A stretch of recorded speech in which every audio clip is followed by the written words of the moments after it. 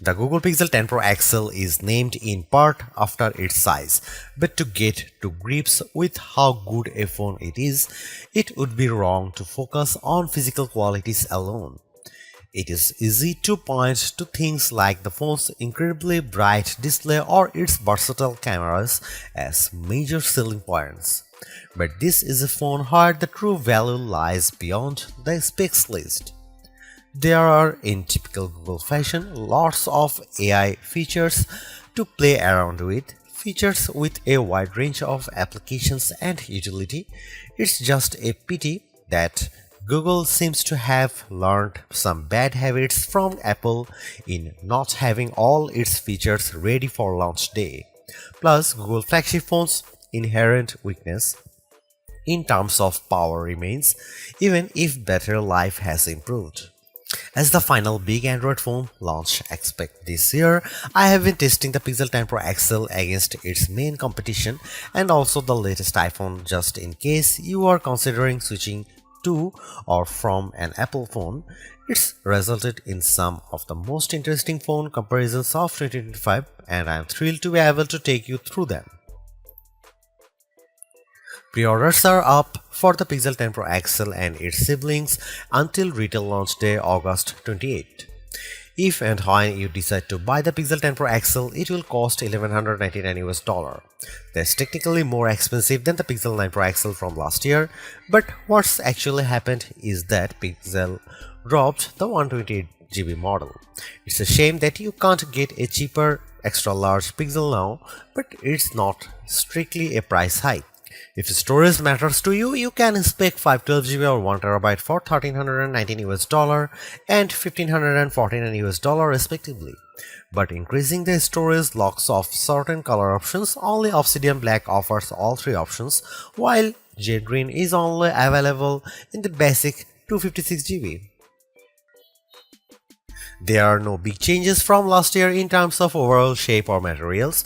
Google is still using matte textured toughened glass on the back, Gorilla Glass Victus 2 on the front and shiny aluminum sides holding them together. There is still a reliable IP68 dust and water resistance rating too.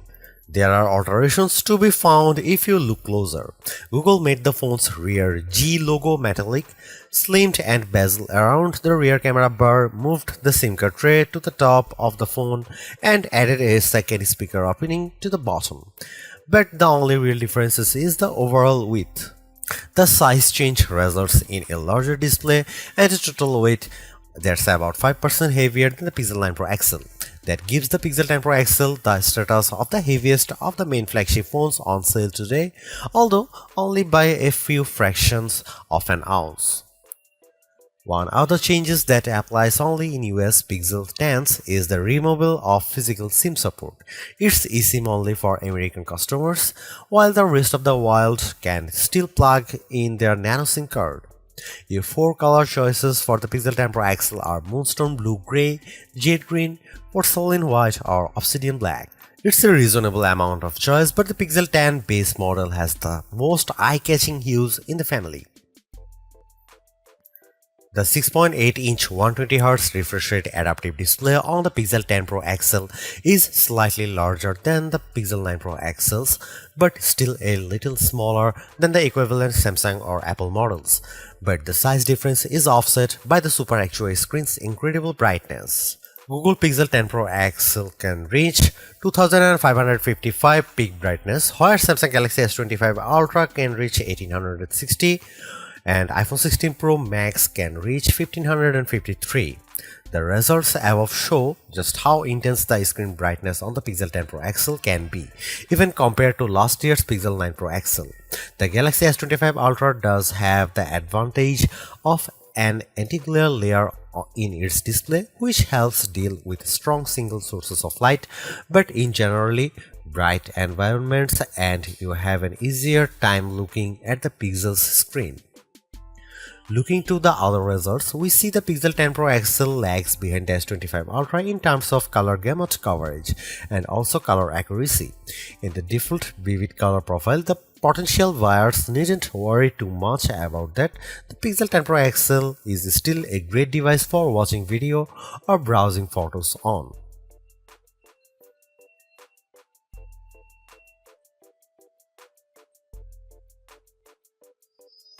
You might be surprised to hear that the Pixel 10 Pro XL's camera are identical to the Pixel 9 Pro XL's, at least on paper.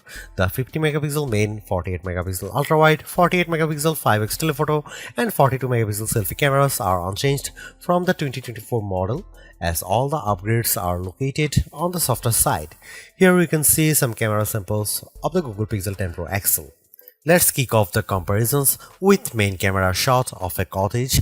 We see the first evidence of the Pixel 10 Pro XL's apparent default processing priority, balancing the brightness of all colors in the shot. This is perhaps why the Pixel shot is much warmer, with the Galaxy S25 Ultra's image being cooler and brighter. Against the iPhone 16 Pro Max, the Pixel 10 Pro XL also looks less bright but punches up the colors in return. The trees in the background in this view across a park are much easier to make out in the Google photo. And how does it compare against the outgoing Pixel 9 Pro XL? This photo of disused telephone box shows that the Pixel 10 Pro XL gives slightly stronger colors on the blue end of the spectrum, but is otherwise identical to the Pixel 9 Pro XL's image. In the night mode, with our subject being mini bottle of Henderson's relish, we see the Pixel 10 Pro XL struggle to capture the light compared to the Galaxy S25 Ultra, but the Pixel does have less of a red color caused by the curtains in the room than the S25 Ultra, which could be an advantage in some cases. Switching to the ultra-wide cameras and looking over a small stream in a wood, the Pixel's image pales compared to the S25 Ultra's far brighter shot. This is likely as a result of the Pixel's relatively small sensor not capturing as much light and the post-processing not being able to do enough to compensate. Macro mode also uses the ultra-wide sensor, comparing to the Pixel's effort against of the iPhone 16 Pro Max of a pink flower. The Pixel's shot is darker, again likely because of its small sensor, but the image still has good contrast as we can still make out the detail in the flower's center. The final rear camera on the Pixel we need to look at is the 5x telephoto camera, which I pointed at a breeze over a lake. The Pixel has tried to balance the mix of light and shade in the shot, resulting in an apparent lack of color compared to the S25 Ultra, while the Samsung's shot's richer color of the water is appealing. The breeze is blown out in return. The Pixel 10 Pro XL's telephoto camera offers up to 100x max magnification for the first time, except with the power of ProRes zoom. Images at the level are still legible, albeit potentially inaccurate, but let's start at a less extreme 50x. Zooming in on a milestone's curved lettering, it's already obvious that the Galaxy shot is noisier than the Pixel's, but based on my own observation, the Pixel has over-smoothed the stone, removing some of the texture in an effort to clean up the shot. At 100x, this effect is even more noticeable. A stone that's been sitting outdoors for who knows how long is unlikely to be as smooth as the Pixel's shot would have you believe. But in terms of legibility, while both photos still show the lettering clearly, the Pixel shows them in crisper detail. When exporting the images, the Pixel 10 Pro XL conveniently gives you both your original ProRes zoom shot and the processed version, along some interesting comparisons. For instance, we have here a church window about 1000 feet away from where I was standing as I took the photo. It's an impressively sharp shot, but the Pixel's processing system seemed to have read the stone bars between the glass as wood, adding a vertical grain effect. While the detail of the brickwork has been impressively recovered, it shows a big limitation of these generative detail enhancing tools. It shows you what's likely to be there rather than what truly is there. Google enhanced some of the camera's associated features, such as making best take active automatically with enough photos and offering 50 megapixel resolution for portrait modes. But the all-new feature, and the one I spent the most time with, was Camera Coach, the new photography teaching tool that's accessible right from the viewfinder.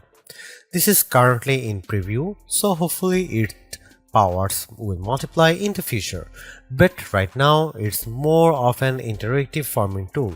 It will detect what you are pointing the camera at, offer some suggested compositions, and then give you tips on which camera lens to use, where to stand, and how to position the subject. If you can, it's a fun, personalized way to learn, but there are so many more tools in the Pixel 10 Pro XL's toolbox. I hope more options or perhaps an advanced mode appear in future to help guide users to try even more, like switching between vertical and horizontal shots, setting a manual focus, or adjusting exposure.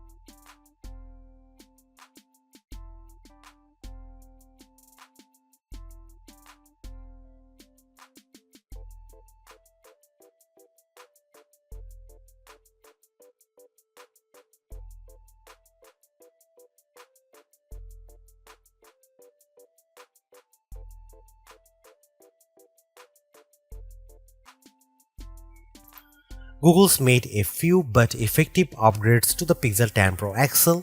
It's a masterclass in efficiency, changing and improving just enough to stay amongst the top of the pack in the most areas. The display's brightness is unmatched, and the camera's ultrawide perhaps aside offer a balanced, natural look that I can see a lot of people liking. It's unfortunate that the Pixel 10 series is still the lowest powered of the flagship phones on sale today and lags behind its main rivals on battery efficiency. Hopefully, access to Google's latest AI tools makes up for that for anyone who decides to take the plunge, although perhaps give it a couple of months if this is your primary reason. Hopefully, by then the seemingly incomplete Magic Q and the preview version of the camera coach will have been made whole. The Galaxy S25 Ultra may still be a better pick for you if you want more power and power efficiency from your phone. The Pixel 10 Pro may also be a better fit than the XL, considering you only sacrifice display size and battery life for a cheaper phone that's otherwise just as capable as its larger sibling. But the Pixel 10 Pro XL is the most capable and competitive of Google's latest batch of phones. If you are buying a phone right now and want best-in-class software combined with top-tier hardware, this Pixel is probably the one to pick.